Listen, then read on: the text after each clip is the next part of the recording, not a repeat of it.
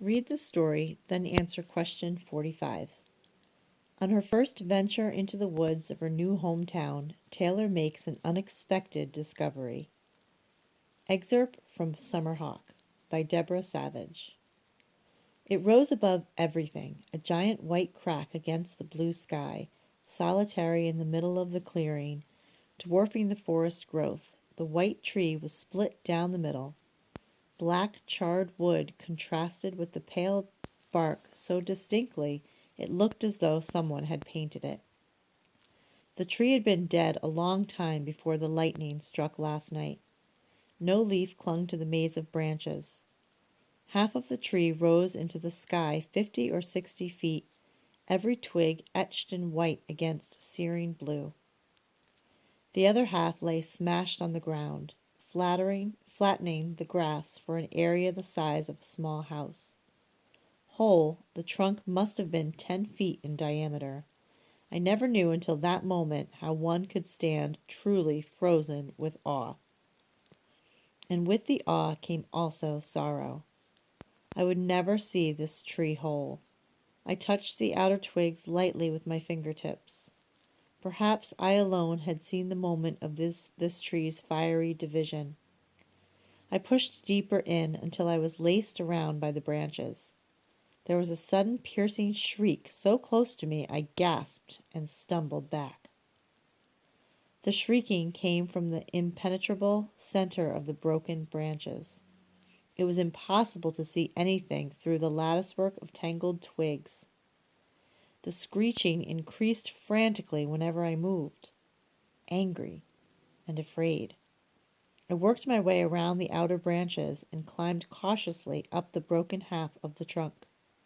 My hands turned black from the burned wood, and I felt the warmth. I was touching lightning. I crawled out as far as I could and stood up, holding tight to a protruding branch. I peered down into the mass below me, and there was the ugliest bird I had ever seen.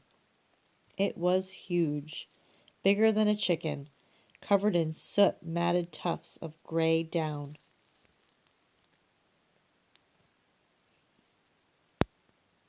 Clumps of feathers stuck out unevenly on the wings and tail.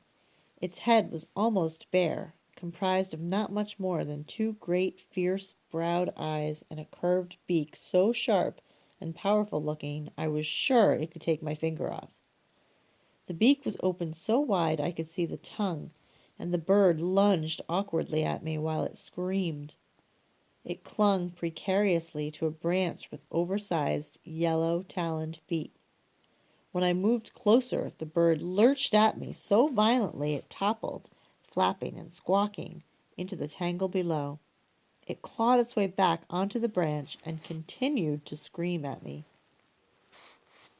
It might have been the most pathetic thing I'd ever seen. But despite the scrawny neck and naked head, despite the twigs and dirt caught in the ragged down, somehow the bird was magnificent, beautiful, brave. The eyes, dark as a dreamless sleep, glared straight onto mine. Powerful, unfinished, wild. The bird clung defiantly to its branch, and I clung to mine.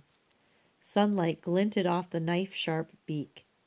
To my surprise, when I knelt to straddle the branch, the bird stopped shrieking, and for a long time we were both still. I don't know how long I sat there. The bird never took its attention from me. If I brushed the hair from my sweaty face or slapped a mosquito, it followed my movement with an alert dart of its eye. Gradually, I began to think more carefully.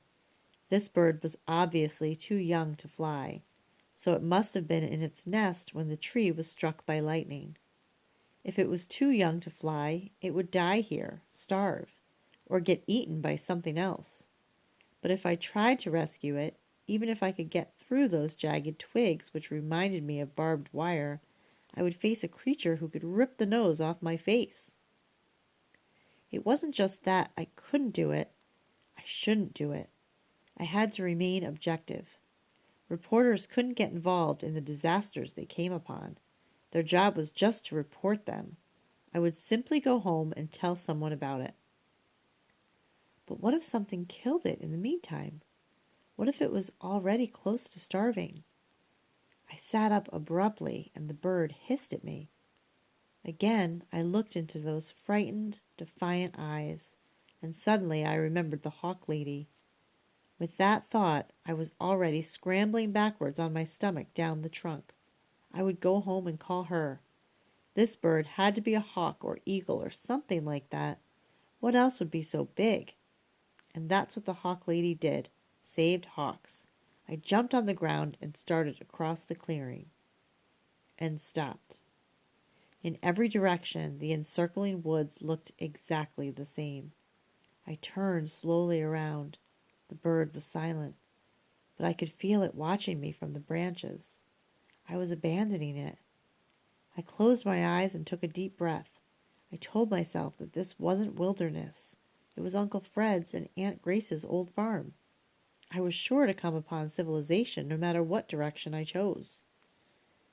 I opened my eyes and began to walk, and did not look back at the shattered tree. The woods no longer felt like a warm nest. Something crashed in the dark undergrowth, and I jumped back with a startled yell, as defiant as the bird had been. My hands were curled as tight as the bird's talons. For a long time I made my way through the sifting, leafy shadows of the woods, slipping down slopes, tripping over roots. I kept going downhill. I twisted my ankle jumping across a stream. Then, all at once, I scrambled down a steep incline, choked with thick hemlocks, and slid to a stop on a dirt road.